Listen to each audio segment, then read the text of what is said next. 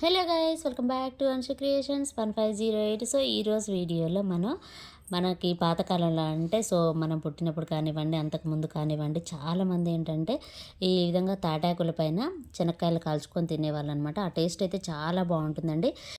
ఈ విధంగా ఎక్స్పీరియన్స్ చేయడం అంటే చాలా కష్టమండి, ఇప్పుడున్న వాళ్ళకి, అలాగే ఇప్పుడున్న పరిస్థితుల్లో కూడాను. సో నాకు తెలిసి ఒక 30% పీపుల్కి మాత్రమే ఈ విధంగా అవకాశం ఉంటుందేమో, అది కూడా పల్లెటూరులో ఉన్న వాళ్ళకి సాధ్యమవుతుంది. సిటీలో ఉన్న వాళ్ళకి మాత్రం ఇలాంటివి అస్సలు సాధ్యం కావు. అవి కూడా మనం కళాయిలో వేయించుకొని తింటున్నారు. సో ఈ విధంగా అయితే కాల్చుకొని తినడం అనేది చాలా బాగుంటుందండి. ఎక్స్పీరియన్స్ అనేది కూడా అందులో ఒకటి, మనం ఈ విధంగా కాల్చుకొని తింటే ఆ టేస్ట్ అనేది కూడా చాలా బాగుంటుంది.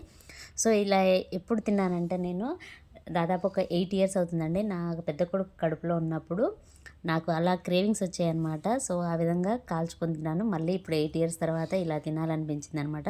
సో ఇంటికి వెళ్ళినప్పుడు ఈ విధంగా ప్లాన్ చేసాం. మేము అలా అన్నామో లేదో, మా నాన్న వెంటనే ఈ విధంగా తాటాకులు అయితే తీసుకొచ్చి శనక్కాయలు అయితే కాల్చి పెట్టాడనమాట.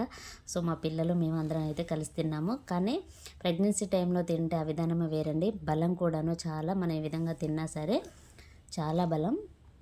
సో ఇవే కాదండి, నేను ప్రెగ్నెన్సీగా ఉన్నప్పుడైతే నాకు వచ్చిన క్రేవింగ్స్ అయితే అసలు చాలా డిఫరెంట్గా వచ్చాయన్నమాట. సో కానీ అన్నీ నా కోరికలు అయితే తీర్చుకున్నాను. మ్యాక్సిమం అన్ని కోరికలు తీరిపోయాయి అన్నమాట. అప్పుడు ప్రతిదీ నా కళ్ళ ముందుకు అలా వచ్చేసింది. అన్ని ఎక్స్పీరియన్స్ అయితే చేశానన్నమాట. చాలామందికి ఈ విధంగా తినాలనిపిస్తుంది. అలాగే టేస్ట్ కూడా చెప్పాను కదా, చాలా డిఫరెంట్గా అనిపిస్తుంది అనమాట. మనం వేయించుకొని తిన్నదానికి, సో ఈ విధంగా కాల్చుకొని తిన్నదానికి కూడా చాలా డిఫరెన్స్ అనేది ఉంటుంది. సో అవకాశం ఉన్న వాళ్ళు మాత్రం ఖచ్చితంగా ట్రై చేయండి, చాలా బాగుంటాయి. సో నేను చెప్పాననే కాదు, ఊర్లో ఉన్న ప్రతి ఒక్కరికి తెలుసు. అలాగే ఎక్స్పీరియన్స్ చేసిన వాళ్ళకు కూడా చాలామందికి తెలిసే ఉంటుంది. అవకాశం ఉన్న వాళ్ళైతే ఇలాంటివి అయితే వినియోగించుకోండి ఊర్లలోకి వెళ్ళినప్పుడు. నేను ఫస్ట్ కన్సీవ్ అయినప్పుడు నా ఫస్ట్ క్రేవింగ్ కూడా ఇదేనండి, నిజం చెప్పాలంటే. ఈ విధంగా తాటాకుల పైన శనక్కాయలు, కానీ అది సీజను కాదు, శనక్కాయలు దొరికే టైము కాదు. అయినా సరే మనకి బయట దొరుకుతూ ఉంటాయి కదా, అంటే కొంచెం మంది వేయించి అమ్ముతుంటారు కదా, అక్కడ తీసుకొచ్చి ఈ విధంగా తాటాకుల పైన కాల్చుకొని నా ప్రెగ్నెన్సీ టైంలో ఉన్న కోరికనైతే తీర్చుకున్నాను అనమాట. సో సీజన్ కానీ సీజన్ అనమాట. అప్పుడు కళ్ళు కూడా అండి, అదేంటో అసలు శనక్కాయలు కాల్చుకొని మరి కళ్ళు తాగాలని నాకు అప్పుడు అలా అనిపించింది.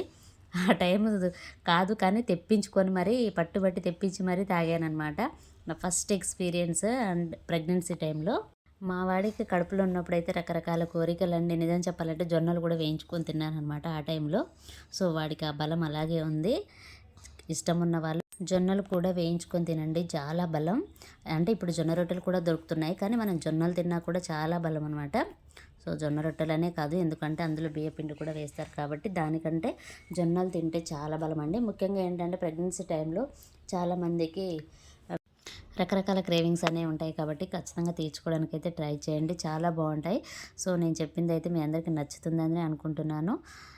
ఫస్ట్ మంత్ స్టార్ట్ అయిన దగ్గర నుంచి 7th మంత్ వరకు కూడా నిజం చెప్పాలంటే ఇలాంటి ఫుడ్ అనేది కూడా తీసుకున్నా నాకు ఉండేది కదనమాట. అంత ఘనంగా నాకు